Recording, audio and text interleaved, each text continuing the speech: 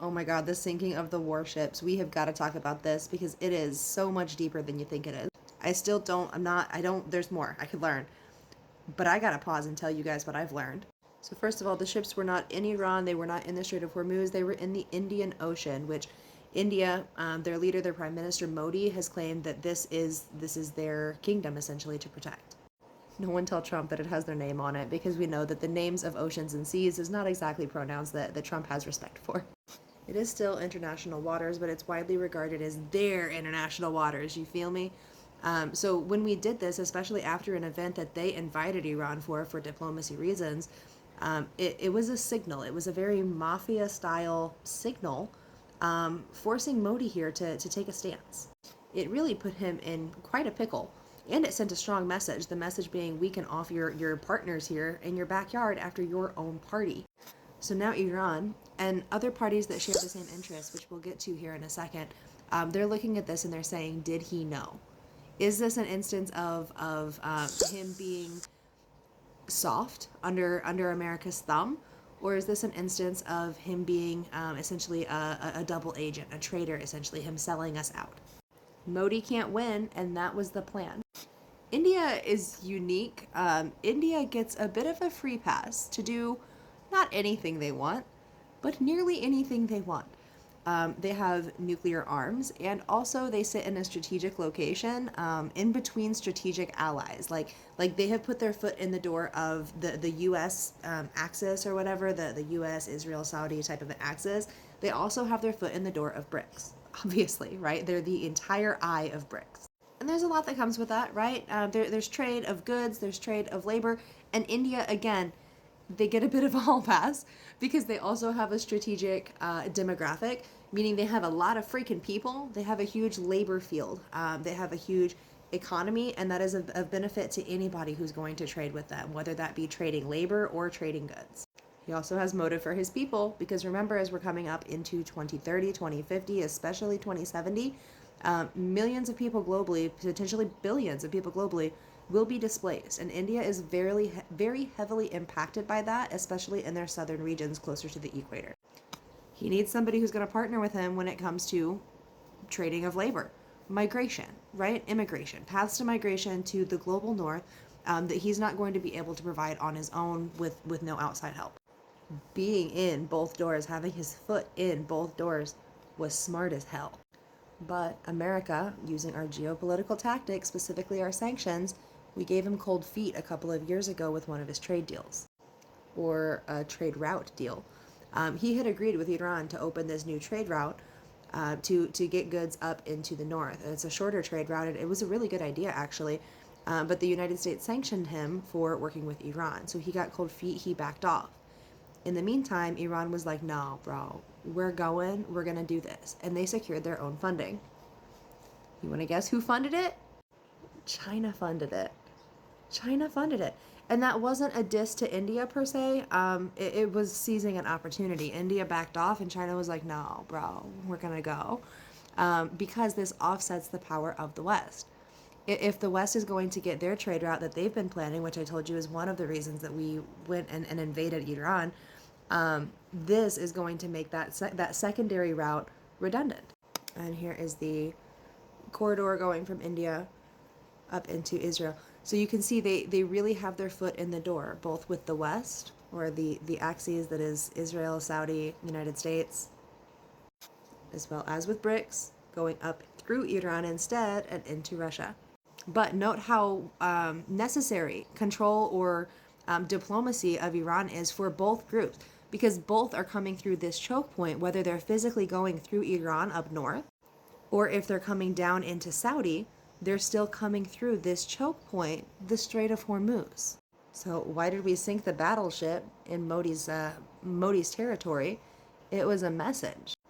You can go with our trade route, or we can off your friends in your backyard. What is that word again for when you commit an act of violence in an effort to coerce a political decision? It's the T word. It's errorism, right? This was errorism. And of course, we obviously know that this is a violent attack in order to gain political sway. This is errorism. but we're calling it, we're just vaguely, oh, this is a war crime. If we're able to actually define it and start asking why and get back to it, it holds so much more weight. So that's what I've been doing for like literally the last 2 days. I'm not done though, because there's also a railroad corridor. And this railroad corridor, it connects Pakistan, Iran, Turkey. There's one that goes right up in through Afghanistan. So Afghanistan then benefits from these other corridors because it allows them to access trade at a more desirable rate. And that's why now we're seeing Afghanistan in the news versus Pakistan. So Pakistan has always had beef with India. There's territory disputes, resource wars. This is not a manufactured conflict. Pakistan-India beef is a real beef. Pakistan created an adversary to help them through the Taliban of Afghanistan. Taliban of Afghanistan then grew to try to overthrow them. Now there's this kind of constant snowball effect of like, they're trying to overthrow our government. No, they're trying to overthrow our government. Sort of a back and forth, and things just continuously escalate. They're in open war as of last week. Pressure is being put on these choke points. Also, there's nukes involved, so tensions are pretty high. In fact, this is a much more volatile situation than the one that we're actively following in Iran, because both Pakistan and their historic adversary India are both have nuclear warheads. They're both very well armed, have a lot of disdain between each other, and are fighting over limited resources already in a world that is growing more and more limited by the day. So China steps in to maintain stability in the region. Quick recap of who allies with who. India, very much a swing state of the region, previously had their foot in both doors, but is being pushed further and further into BRICS. Pakistan, they're a U.S. ally. They consider themselves to be a very close U.S. ally until the U.S. abandons them like we do everybody else. And now they're just kind of like, bro, what the fuck? United States will use them in order to offset India if India wants to push back. That's kind of what this push for Modi was. It's a pick a side of the fence type of a moment. Iran obviously aligns with BRICS, trying to get these new trade routes going, and then Afghanistan has been increasingly receiving what we claim to be humanitarian aid, but is in the interest of the West aid from the United States. All right, so India swing state. Pakistan armed by America and also China. Afghanistan armed by India. Afghanistan is involved mostly because Pakistan used them to create the Taliban for their military, and also because India is using Afghanistan now against Pakistan, thus creating a proxy war. Iran, BRICS ally, was working with India to create a trade route that would offset the power of the West, now working with China to create that same trade route. And then eyes on Turkey, which is a historic swing state and is also going to be the way that goods get up into the Mediterranean. And that, I'm sure, is a lot of the reason that Trump is backing the Kurds yet again, because they have the ability to prevent that trade route from occurring that would offset their power. And this also puts pressure on the people, because this is paths to migration for people. This is border crossings. This is the ability for movement. So this is inciting people and radicalizing people as well. People who will fight for the side that they are socially engineered to fight for. For them, it's very this trade route gets us goods, right? But for the West, for the world, it's how goods get everywhere else. It's how goods get into the Mediterranean, and whether that's coming through Turkey or through Israel. And that doesn't mean that there doesn't need to be a trade route into both countries. All countries need trade. This is about which one is the global corridor. Where's the money being made at? This is a fight for who's going to control the places where the money is made at. It is connected to Iran, and as I have already shown in previous videos, Iran is connected to Venezuela, connected to Cuba. If we go into Nicaragua, it will be connected to Nicaragua.